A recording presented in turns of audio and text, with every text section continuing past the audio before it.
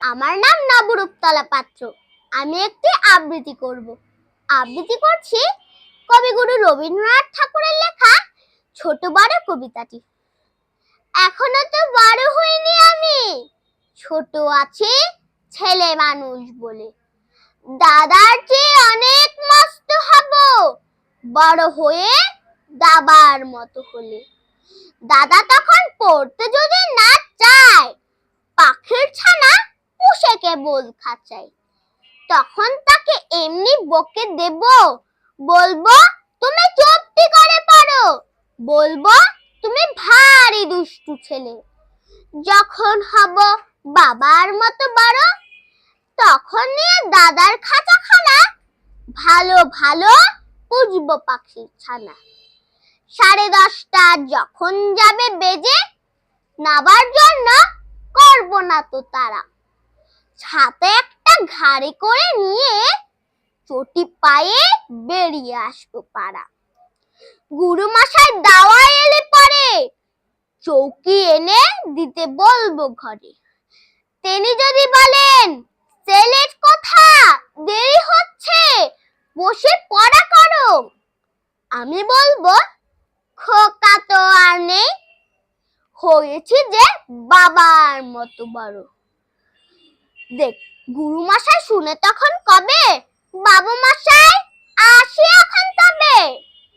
খেলা করতে নিয়ে যেতে মাঠে, ভুলু যখন আসবে বিকেল বেলা, আমি তাকে ধমক দিয়ে কব, কাজ করছি গোল করো না মেলা। রথের দিনে খুব যদি ভিড় হয়, একলা যাব করব না তো ভয়। মামা যদি ছুটে এসে বলে হারিয়ে যাবে আমার কোলে চড়ো, বলবো আমি দেখছো না কি মামা, হয়েছি যে বাবার মতো বড়। দেখে দেখে মামা বলবে তাই তো, খোকা আমার সে খোকা আর নাই তো। আমি যেদিন প্রথম বড় হব, মা সেদিনে গঙ্গা স্নানের পরে। আসবে যখন খিলকি দূর দিয়ে, ভাববে কেন গোল শুনিনি ঘরে। যখন আমি চাবি খুলতে শিখে, যত ইচ্ছে টাকা দিচ্ছি ঝিকে। মা দেখে তাই বলবে তাড়াতাড়ি, খোকা তোমার খেলা কেমন তারো। আমি বলবো মা এনে দিচ্ছি আমি, হয়েছি যে বাবার মতো বড়। ফুরোয় যদি টাকা ফুরোয় খাবার, যত চাই মা এনে দেব আবার। আশ্বিনেতে পুজোর ছুটি হবে, মেলা বসবে গাজনতলার হাটে। বাবার নৌকো কত দূরের থেকে, লাগবে এসে বাবুগঞ্জের হাটে। বাবা মনে ভাববে সোজা সোজে, খোকা তেমনি খোকায় আছে বুঝি।